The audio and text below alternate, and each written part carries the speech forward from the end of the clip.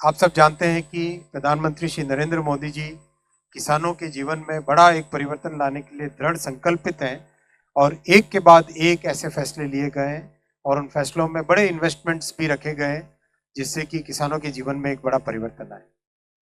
और आप ये भी जानते हैं कि एनडीए की और भारतीय जनता पार्टी की हमेशा से एक राजनीतिक सोच रही है, एक गवर्नेंस का मॉडल रखा रहा है कि जो अंतिम छोर पे है, चाहे वो व्यक्ति हो, चाहे परिवार हो, चाहे जिला हो, चाहे कोई भी क्षेत्र में जो अंतिम छोर पर है उनको कैसे ऊपर लेके आए। आपने देखा एस्पिरेशनल डिस्ट्रिक्ट्स का जो प्रोग्राम बना, उस प्रोग्राम को दुनिया भर ने सराहा, वर्ल्ड बैंक ने, यूएन ने, सबने सराहा कि ये दुनिया में डेवलपमेंट का एक नया मॉडल बना है। आकांक्षी जिलों को किस तरह से सभी बाकी जिलों के बराबर लेके आए, इस सफलता को ध्यान में रखते हुए 100 ऐसे जिले देश भर में और हर राज्य से कम एक जिला, 100 ऐसे जिले जिसमें कृषि पर 3 पैमानों पर वो बाकी सब जिलों से पीछे हो, ऐसे 100 जिलों को चयनित करके उसमें एक फोकस्ड वे में 11 मंत्रालयों के 36 स्कीम्स, इन सब को कन्वर्ज करके एक इंटीग्रेटेड वे में कृषि का विकास करें, ये प्रधानमंत्री धन धान्य कृषि योजना का उद्देश्य है। बहुत ही महत्वाकांक्षी, बहुत महत्वपूर्ण, बहुत ही एक गेम चेंजिंग स्कीम ये होने वाली है। राज्यों का सहयोग लिया जाएगा भरपूर इसमें, जिले के लेवल पे, ब्लॉक के लेवल पे और राज्य के लेवल पे गहन कंटिन्यूस मॉनिटरिंग की जाएगी। टेक्नोलॉजी पार्टनर्स चयनित किए जाएंगे, एग्रीकल्चर से जुड़े पूरे सभी स्टेक होल्डर्स को इसमें जोड़ा जाएगा।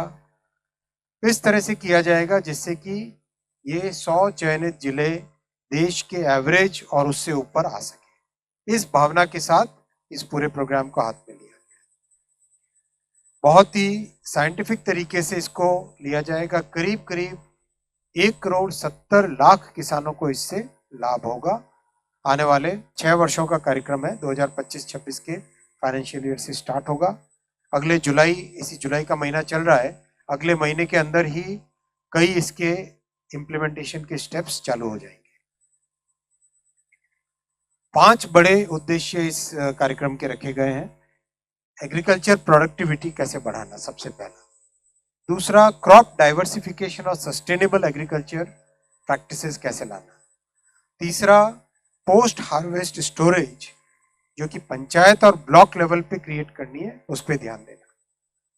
चौथा, इरिगेशन, सिंचाई की फैसिलिटीज को बढ़ाना और उसमें भी साइंस एंड टेक्नोलॉजी का उपयोग करके, जैसा आपने कुछ समय पहले एक इरिगेशन का कैबिनेट का फैसला देखा था, किस तरह से टेक्नोलॉजी का उपयोग करके अधिक से अधिक फसल उगाई जा सके कम से कम पानी के खर्च पर, और कम से कम पानी से अधिक एरिया को कवर किया जा सके, वो सब टेक्नोलॉजीज का इसमें उपयोग भी किया जाएगा। पांचवा, क्रेडिट अवेलेबिलिटी को बहुत बड़े संख्या में बढ़ाना, जिससे कि किसान परिवारों के पास जब सही वक्त हो तब उनके पास हाथ में पैसे हो, जिससे कि वो अपने बीज खरीदने का हो, फर्टिलाइजर खरीदने का हो, हर काम में वो उपयोग में ले सके।